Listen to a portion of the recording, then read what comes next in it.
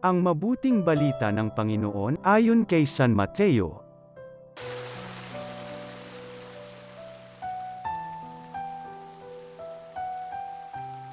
Noong panahong iyon, sinabi ni Jesus sa kanyang mga alagad, "Pag-ingatan ninyo na huwag maging pakitang tao lamang ang paggawa ninyo ng mabuti.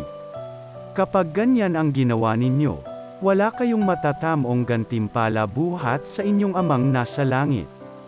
Kaya nga, kapag naglilimos ka, huwag mo nang ipagmakaingay ito, katulad ng ginagawa ng mga mapagpaimbabaw doon sa sinagoga at sa mga lansangan. Ginagawa nila ito upang purihin sila ng mga tao. Sinasabi ko sa inyo, tinanggap na nila ang kanilang gantimpala.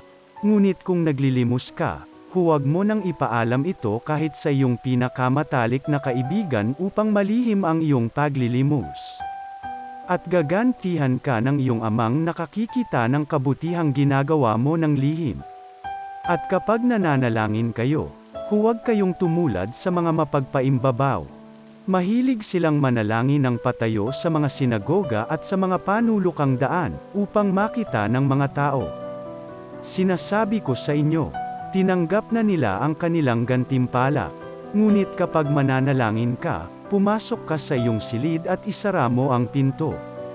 Saka ka manalangin sa iyong amang hindi mo nakikita, at gagantihan ka ng iyong amang nakakikita ng kabutihang ginagawa mo ng lihim.